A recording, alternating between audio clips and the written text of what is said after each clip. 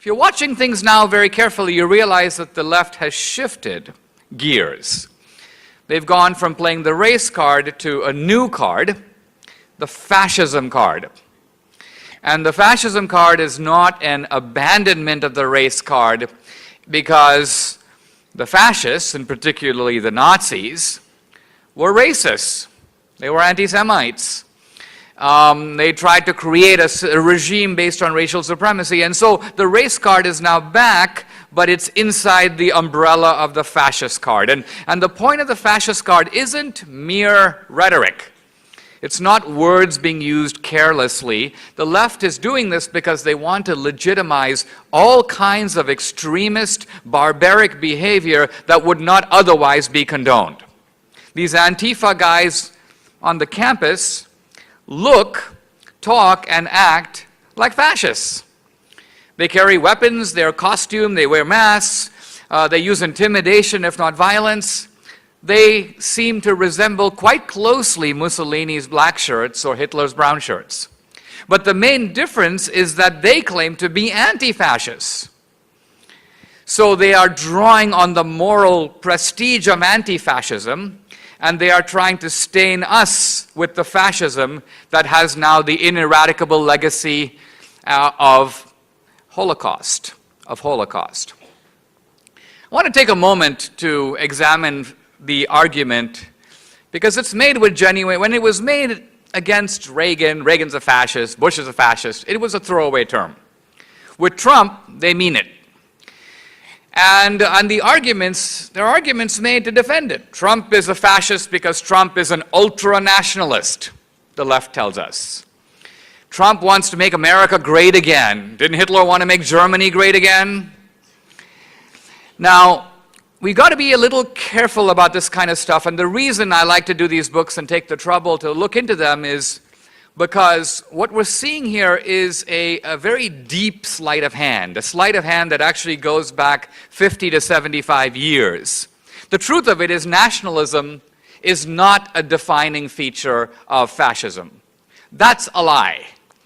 And it can easily be shown to be a lie by simply looking at people around the world who were or are nationalists. So for example, I'm originally from India. Gandhi was a nationalist. Mandela was a nationalist in South Africa. The American founders were nationalists. Winston Churchill was a nationalist. So was de Gaulle in France. All the anti-colonial leaders were nationalists. Now, obviously, all these men were not fascists. So if simply a ultra-nationalism were to define fascism, then they would be.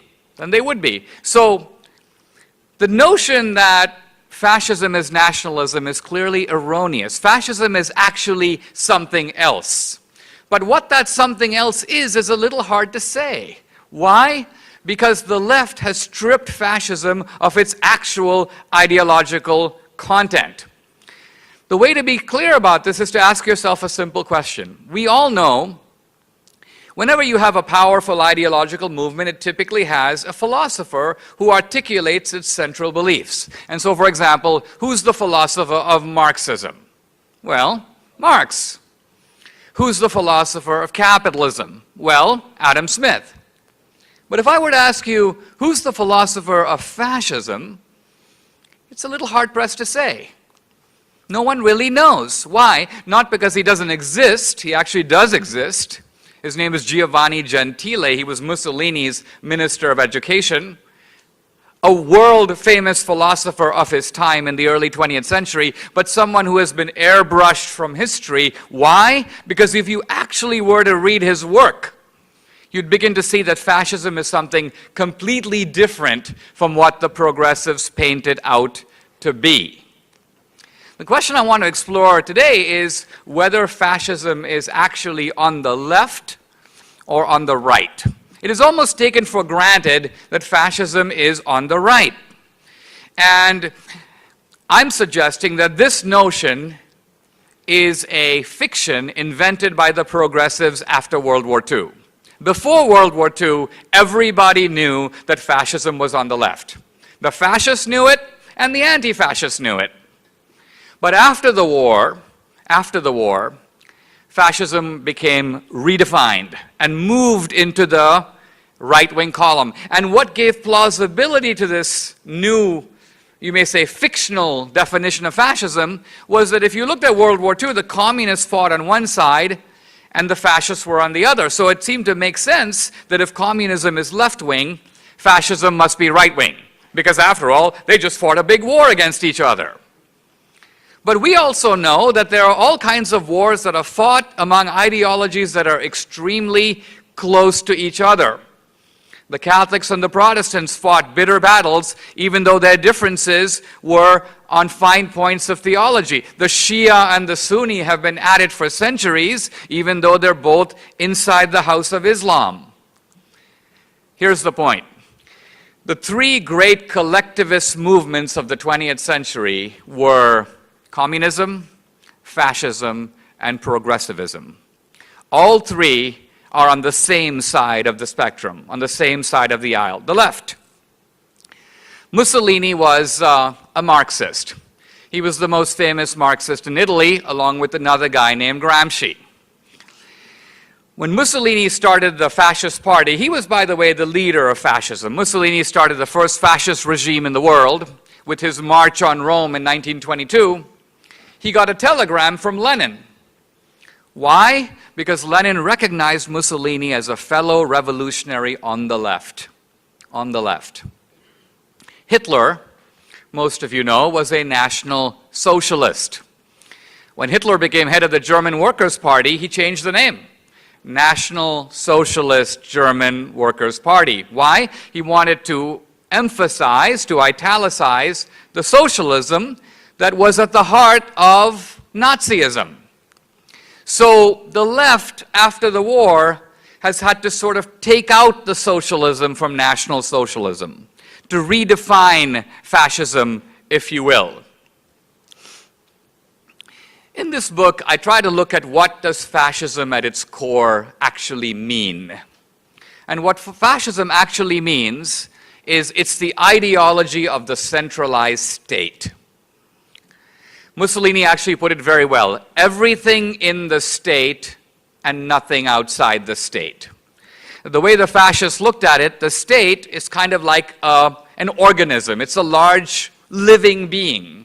And every individual is like a cell of that organism. So the cell by itself has no value. The cell is only valuable insofar as it contributes to the organism. Now here's my question. Does this sound more like the Republican Party or more like the Democratic Party? This ideology of collectivism has always been on the left. Now, in fact, when we talk about, I heard Bernie Sanders the other day talking about extreme right-wingers. If there was such a thing as an extreme right-winger, because conservatism is a philosophy of limited government, the extreme of the right is a guy who doesn't want any government at all. The extreme of the right is a guy who goes around from street to street pulling up stop signs. The extreme right-winger would be something close to an anarchist. And at the opposite end of the spectrum, we have the all-powerful government. The communists believed in that, the fascists believed in that, and the progressives believed in that. Now, there's a whole secret history between the Democratic Party and fascist Italy and Nazi Germany that has been completely swept under the rug. You will be hard-pressed to find it in any of your textbooks. In reality, Mussolini was seen as the leader of world progressivism. FDR thought so. FDR sent members of his brain trust to Rome to study fascist Italy. He wanted to bring Italian fascist ideas back to the United States. Why? Because from FDR's point of view, fascism was a more advanced, a more progressive form of progressivism. It was ahead of the New Deal. And Mussolini, for his side, loved FDR. Mussolini reviewed FDR's book called Looking Forward in an Italian magazine. Basically, I'll summarize his review this way. The book is fantastic. This guy is one of us. He's a fascist. And so on both sides of the Atlantic, fascism was seen as on the left. Now I want to pivot to a topic that is actually a lot more controversial, and it is something that is indisputably true. Nothing in my book is arguable in the sense that I'm telling you my point of view, and then there's another point of view. What I'm about to tell you is documented, supported, accepted by mainstream historians, and yet absent from our culture, unknown even to educated people. So I want to focus very briefly on lessons that Hitler learned from the Democratic Party. And I am not kidding. So the first lesson that Hitler learned from the Democratic Party was how he should go about his conquests. I'm not saying Hitler got his appetite for conquest from the Democrats, but he didn't know how to do it. Here's Hitler sitting in Landsberg prison, and Hitler has a problem, which is that the British and the French have already conquered most of the real estate in the planet. It's the heyday of colonialism. And Hitler goes, what's left for Germany? How can we become a great power when the British and the French have already taken most of Asia, most of Africa? The British are ruling India, for example. And then Hitler goes, I have an idea. In the 19th century, the Jacksonian Democrats threw the American Indians off their land, exterminated them, did genocide on them, dispossessed them, resettled their land, and if any of them stayed back, tried to enslave them.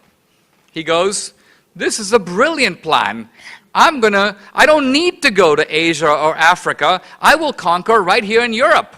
I will throw the Poles off their land, the Slavs, the Eastern Europeans, the Russians. I'll resettle that land with German families. If any of those people stay back, we'll make slaves of them. The point I'm trying to make is that what Hitler called Lebensraum, living space, expanding German conquests right in Europe, Hitler got that blueprint straight out of the Jacksonian Democrats of the 19th century. My source for this is one Adolf Hitler himself. Lesson number 2. A group of Nazis get together in 1935 to draft the Nuremberg laws. The Nuremberg laws were the laws that made Jews into second-class citizens. And in the Nuremberg laws, intermarriage was prohibited between Jews and Germans, state-sponsored discrimination, later confiscation of Jewish property. These are the notorious heinous Nuremberg laws that later led to the final solution. So my question is, where did the Nazis get the blueprint for drafting the Nuremberg laws? Happily, we know the answer to this because we have the transcripts of the meetings of these Nazis. How do we have the transcripts? Because the Nazis said, we are doing something historic. We're creating the world's first racist state, a state based on racial supremacy. No one has done this before. And then one of the senior Nazis said, actually, I beg to differ. I studied in America, and I want to tell you that somebody has figured this out already. They're ahead of us. The Democrats of the American South have already done everything that we're thinking about doing. They already have laws forbidding intermarriage between blacks and whites. They already have state-sponsored segregation. They already have discrimination. They have the Ku Klux Klan. They've figured it out. They are ahead of us. All we have to do is take the word black, cross it out, write the word Jew, and we're home free. Incredibly, it is a fact of history that the Nazi Nuremberg laws are a modification with slight changes of actual laws drafted in the American South by the Democrats. I do want to emphasize, every segregation law in the United States and the South was drafted by a Democratic legislature, signed by a Democratic governor, and enforced by Democratic officials. This is the legacy of the Democratic Party completely. And third, one very interesting little wrinkle about this. In those debates over the Nuremberg laws, the Nazis raised an interesting question. They asked the fellow who studied in America, they said, hey, how do we define, we're having a lot of trouble deciding who is a Jew. Because after all, there's been 200 years of intermarriage between Jews and Christians. People are 50% Jewish, 25% Jewish. How do we decide who's a Jew? And the Nazi who studied in America goes, easy. In America, they have the one-drop rule. The Democrats basically say that if you have one drop of black blood, you're black. So if you are visibly black in any respect, they count you as black. And here's the sort of almost bitter irony of history. The Nazis look at this and they go, that's too much. We can't go as far as the Democrats. They're too racist for us. Basically, the Nuremberg laws required, in order for you to be classified as Jewish, that you have 3 Jewish grandparents. Later, those laws were modified to distinguish between practicing and not, but we don't need to go into that. I'm simply saying that it is an interesting footnote of history that the Nazis looked at the American definition of race, the one-drop rule, and proclaimed it too radical even for them. That's a fact.